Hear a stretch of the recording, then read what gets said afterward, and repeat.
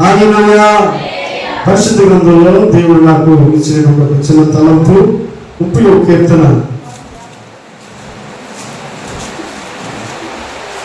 30వ కీర్తన 4వ వచనం చదువుదాం. యెహోవా భక్తులారా ఆయనను కీర్తించుడి, ఆయన పరిశుద్ధమైన జ్ఞాపకార్థ నామమును బట్టి ఆయనను స్తుతించుడి. చాలండి. యెహోవా భక్తులారా ఆయనను కీర్తించుడి, ఆయన పరిశుద్ధమైన జ్ఞాపకార్థ నామమును బట్టి ఆయనను స్తుతించుడి. ఈ మధ్యాహ్నకాల సమయంలో దేవుణ్ణి స్తుతిస్తూ జరిగించినటువంటి ఈ కోరికలో కుటుంబ సభ్యులు జోసెఫ్ గారు దేవునికి మహిమ చెల్లిస్తా ఉన్నారు. దీనిలో ఎక్కడ కూడా మా గొప్పతనము ఏది కూడా కాదు. ఇది కేవలం దేవుని యొక్క కృప, దేవుని యొక్క కనికరము, దేవుడు మా పట్ల చేసిన మేలులు అనేటువంటి విషయాన్ని తెలియపరుస్తూ ఉన్నాను. అయితే భక్తులైనటువంటి దావీదు పలుకుతున్నాడు కదా, యెహోవా భక్తులారా ఆయన కీర్తించండి, ఆయన పరిశుద్ధ మైన జ్ఞాపకార్థ నామమును బట్టి ఆయనను స్తుతించండి, ఆయనను స్తుతించండి అని చెప్తా ఉన్నాడు. ఎలాంటి పరిస్థితుల్లో దేవుడిని స్తుతించండి అని ఈ భక్తుడు చెప్తా ఉన్నాడు అని అంటే, భక్తులైన దావీదు జీవితంలో కూడా ప్రాణానికి సంబంధించిన అపాయకరమైనటువంటి సందర్భాలు ఎన్నో వచ్చాయి. చాలా పరిస్థితులు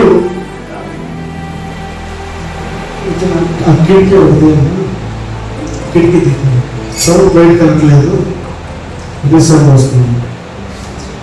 అయితే ప్రాణాపాయమైనటువంటి పరిస్థితుల్లో ఈ 30వ కీర్తన రాశాడు. ఎలాంటి పరిస్థితులు అంటే ఇక చనిపోతాడు అనేటువంటి సందర్భంలో ఈ 30వ కీర్తన రాశాడు.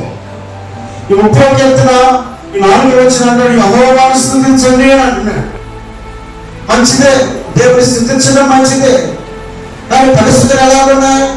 దేవుడిని స్తుతించమనేటువంటి చెప్పేటువంటి సమయంలో దావీదు యొక్క స్థితి ఎలా ఉంది, దావీదు యొక్క పరిస్థితి ఎలా ఉంది?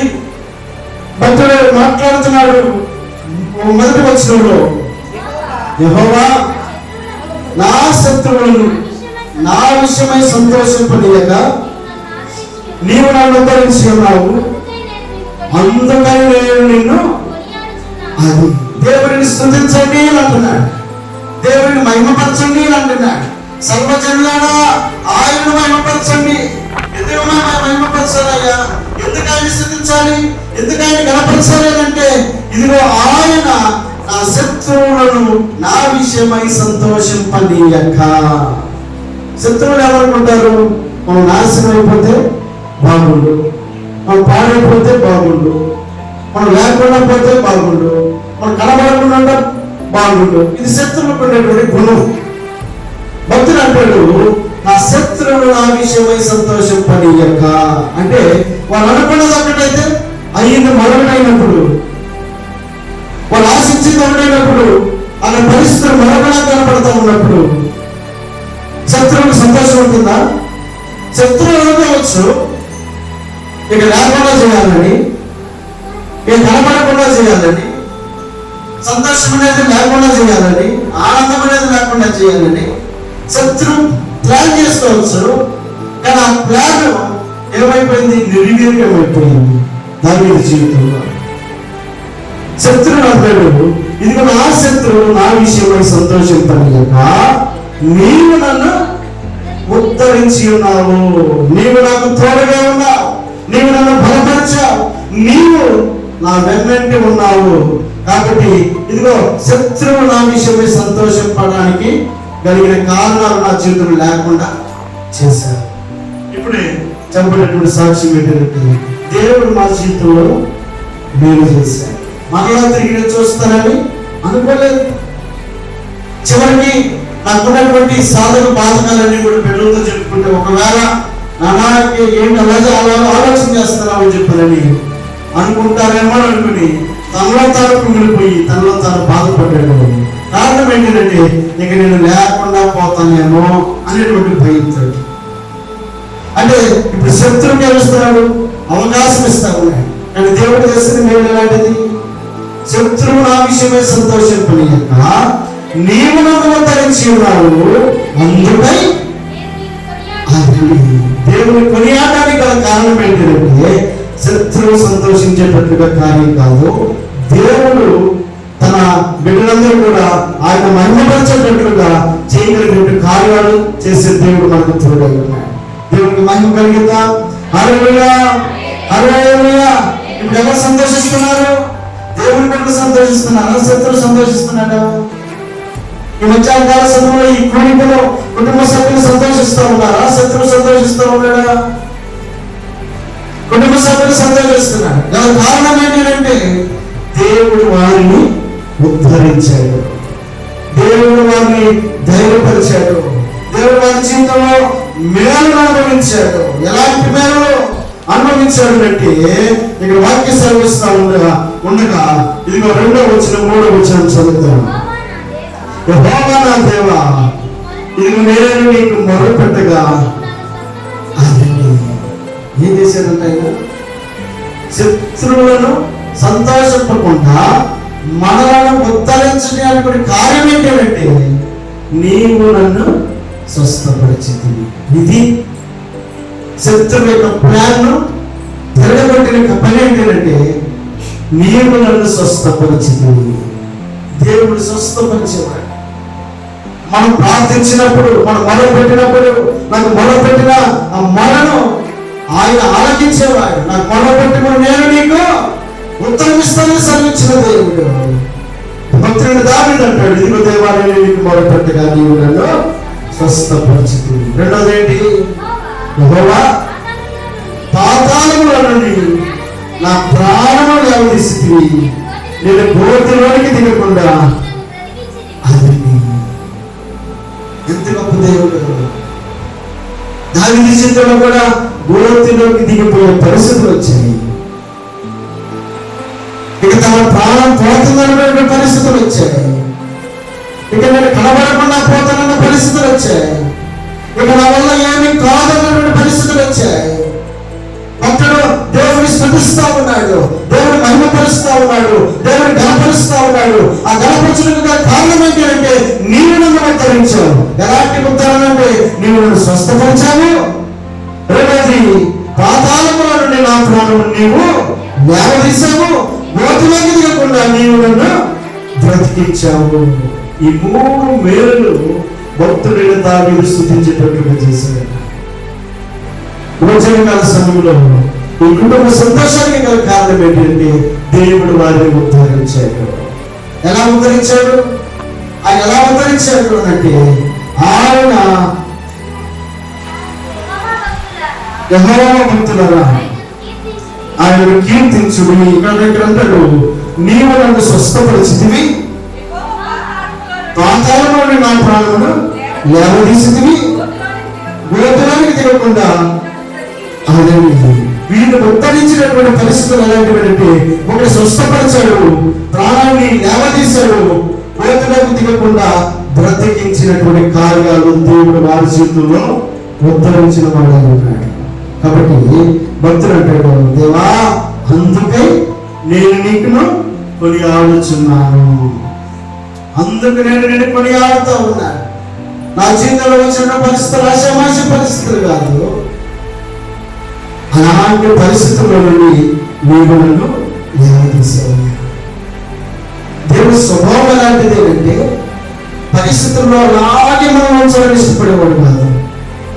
అయినా వచ్చిన అంటాడు, ఆయన కోపము నిమిషం మాత్రం ఉండడు, ఆయన దయ ఆయుష్కాలమంతా నిలుచును. సాయంకాలం ఏడుపు వచ్చి రాత్రి ఒకవేళ ఉన్నప్పటికీ ఉదయమున సంతోషము కలుగును. దీనికి సంతోషిద్దా? హల్లెలూయా.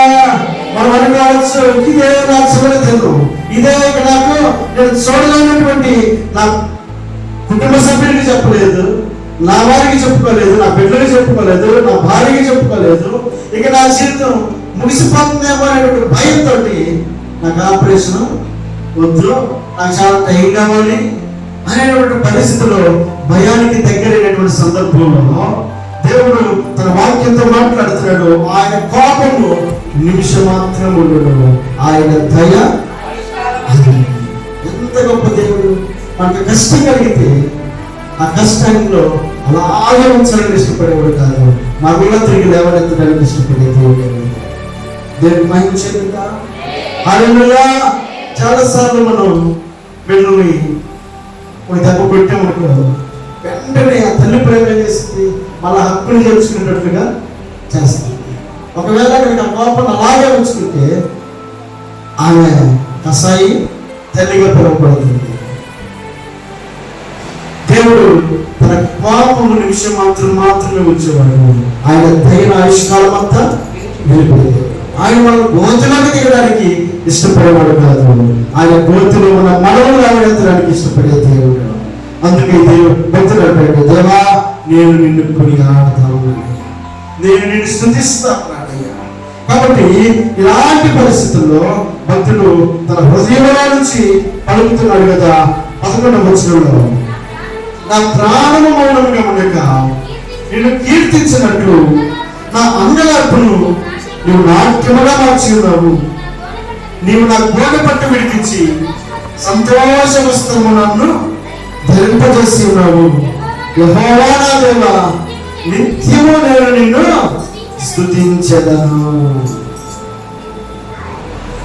దావీదు జీవితంలో పరిస్థితుల ప్రతికూలతలో దావీదు అంటాడు, దేవా నా ప్రాణం మౌనముగా ఉండక నిన్ను కీర్తించినట్లు నా అంగలార్పును నిన్ను నాట్యముగా మార్చి. నేను మౌనంగా, నాకు దేవుడు ఏం చేయలేదు, నన్ను అసలు పట్టించుకోలేదు అనేటువంటి మాట నీ నోట రాకుండా ఆయన కీర్తించేటట్లుగా, ఆయన మహిమపరిచేటట్లుగా, ఆయన కార్యాలను వెల్లడిపరిచేటట్లుగా దేవుడు ఏ కార్యం చేశాడంట? నా అంగలార్పుడు నీవు. అదండి మన మౌనంగా ఉండడానికి దేవుడు ఇష్టపడేవాడు కాదు, మన నోరు ఆయన కీర్తించేటట్లుగా చేయడానికి ఆయన ఇష్టపడేవాడు ఉన్నాడు కనుక మన అంగలార్పుడు నాట్యంగా మార్చేవాడు. రాత్రి ఏడు వచ్చినను ఉదయం మరొకరిగా సంతోషంతో నింపడానికి ఆయన ఇష్టపడే దేవుడు. దేవుడికి మహిమ చెందుతాం. హల్లెలూయా, హల్లెలూయా.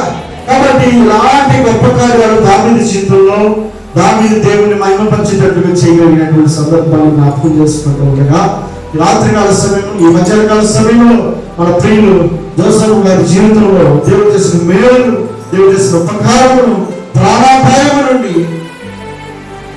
మరలా తిరిగి సజీవ లెక్కలో నిలబెట్టి ఆయన స్తుతించే కృపను గ్రహించినటువంటి ఆ దేవుడికి ఎంతైనా మనం రుణస్తులమై ఉన్నాము. ఆయనకి ఏ మహిమ కలుగును గాక.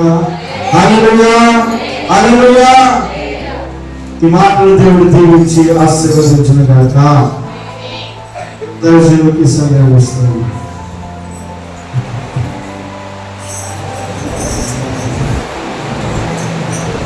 హల్లెలూయా, హల్లెలూయా, హల్లెలూయా.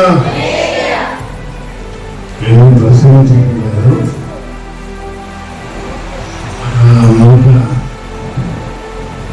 నాకు వచ్చింది ఫంక్షన్లో ఆయన ఈ బాత్రూంలో గద్దాలు ఉన్నాయి. బాత్రూమ్ గద్దాలకు వెళ్ళి వెళ్ళి చూసుకుని తన రూపాన్ని చూసుకుంటే మళ్ళా తిరిగిన రూపాన్ని చూసుకుంటానో చూసుకోలేనో అనేటువంటి భయం, డౌట్ ఆయనకు వచ్చింది. అంటే ఎప్పుడైనా మాట్లాడుతుందా మనం బాగున్నాం, మన ఇంట్లో అద్దాలు ఉన్నాయి, మనం చూసుకుంటాం. ఆయన కూడా సరిపోతే అర్థం పెట్టి చూసుకోగలడు. చెప్తా తన రూపాన్ని చూసుకున్నాం. ఫైనల్గా ఆఖరి అని చెప్పి ఆ వెళ్ళి ఆ అద్దాలోకి వెళ్ళి తన రూపాన్ని చూసుకున్న మాట ఆ చేతిలో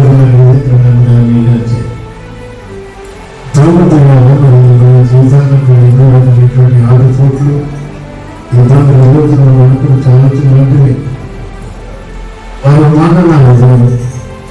మనకి మనం ఎన్నో ఇంటి దగ్గర మంచి ఆశ వాళ్ళకి ఉంది. కానీ ఈరోజు మందిరానికి నూతనంగా వస్తారు కాబట్టి ఈ మందిరానికి వచ్చినప్పుడు అందరూ కూడా ప్రార్థన చేశారు, జనమంతా ప్రార్థించింది. కానీ వ్యక్తిగా మరి మందిరానికి వెళ్ళడం కంటే కూడా వాళ్ళకి సలహాలు భాగంగా నేను భావన చేత వాళ్ళు సంతోషం నా మనసులో అదే మాట ఉంది. నేను అలాగే తలహాలతో మంచిదని చెప్పా. నేను వాళ్ళకి సలహాలు తెప్పించారు. మరి మాట ఆకలి ప్రార్థన చేసుకుందాం. మనమే మాట్లాడించడం లేదు. కూడా